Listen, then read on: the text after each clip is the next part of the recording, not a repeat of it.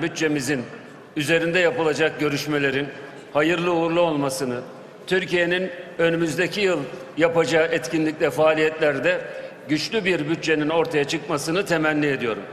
Bu 40 gün süren komisyon görüşmelerinde 21 birleşim gerçekleştirilmiş, 77 oturumda yaklaşık 240 saat bütçe müzakere edilmiştir.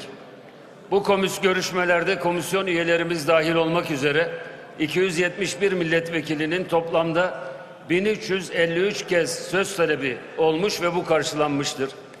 Başka bir deyişle Türkiye Büyük Millet Meclisimizde bulunan milletvekillerimizin yaklaşık %46'sı bu müzakerelere doğrudan katılım sağlayarak katkıda bulunmuştur.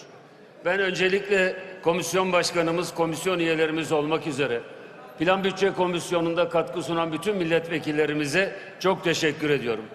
Bu çalışmalarda yoğun emekleriyle çalışmalara katkı sunan meclis emekçilerimize de tebriklerimizi, teşekkürlerimizi ifade ediyorum. Değerli milletvekili arkadaşlarım, bildiğiniz gibi 28. dönem Türkiye Büyük Millet Meclisi, Türkiye Cumhuriyeti tarihi açısından önemli, fevkalade önemli bir meclistir. Çünkü Cumhuriyetimizin ilk asrı geride bırakılmış, 28. dönem meclisimiz ise 2. asrın başlangıcını yapan bir meclistir.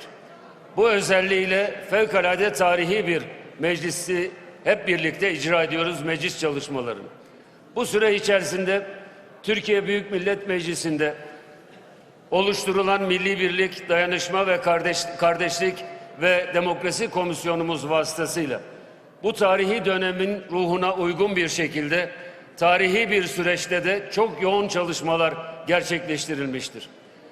Türkiye Büyük Millet Meclisi'ndeki siyasi partilerin kahir ekseriyetinin katıldığı bir komisyon marifetiyle son derece olgun bir demokratik ortamda fevkalade ciddi tartışmalar yapılarak Cumhuriyet'in ilk 100 yılının en yakıcı sorunu olan, en zor sorunu olan terörün ortadan kaldırılabilmesi için çok yönlü, çok katmanlı bir çalışma gerçekleştirilmiş. Konuyla ilgili toplumun bütün kesimleri dinlenmiş. Şehit aileleri ve gazilerimizle birlikte başlayan ilk oturumla birlikte Türkiye'nin bütün sivil toplum kuruluşları, farklı kesimler, üniversiteler, akademi camiası fevkalade geniş bir şekilde dinlenerek dinleme faaliyetleri geçtiğimiz hafta itibariyle sona erdirilmiştir.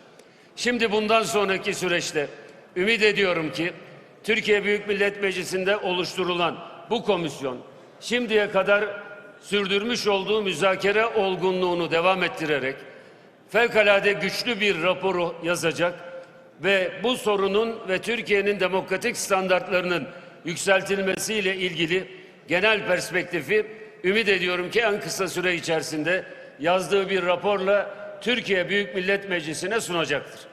Bundan sonraki düzenlemelerin nasıl yapılacağı, ne şekilde yapılacağı, bu komisyon raporları doğrultusunda Türkiye Büyük Millet Meclisi'nde bulunan siz değerli siyasi partilerin ortak çalışmasıyla sonlandırılacaktır. Ümit ediyorum ki aynen komisyon çalışmasında olduğu gibi meclis çalışmalarında da bu terörsüz Türkiye meselesi olgun bir şekilde ele alınarak süreç ilerletilir ve sonuçlar alınır. Şunu tekraren ifade etmek isterim.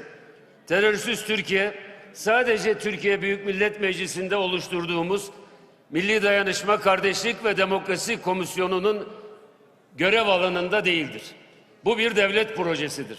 Devletin bütün ilgili kurumları, başta güvenlik kurumlarımız olmak üzere bu sürecin kazasız belasız yürütülmesi ve sonlandırılmasıyla ilgili olarak çok üst bir koordinasyonla görevlerini yerine getirmektedir. Aynı şekilde Türkiye Büyük Millet Meclisi'ndeki komisyonumuzda bu süreçte üzerine düşen demokratik denetim fonksiyonunun bir gereği olarak süreci fevkalade başarılı bir şekilde bu noktaya kadar getirmiştir. Ümit ederim ki sonuç alarak Türkiye tarihinde önemli bir tarihi fırsatın kazanılan bu fırsatın başarıyla sonuçlandırılmasına vesile olur. Değerli milletvekili arkadaşlarım, ayrıca 28. dönem Türkiye Büyük Millet Meclisi'nin tarihi olarak üzerinde büyük bir sorumluluk olan diğer demokratik adımların atılmasının da altını çizmek isterim.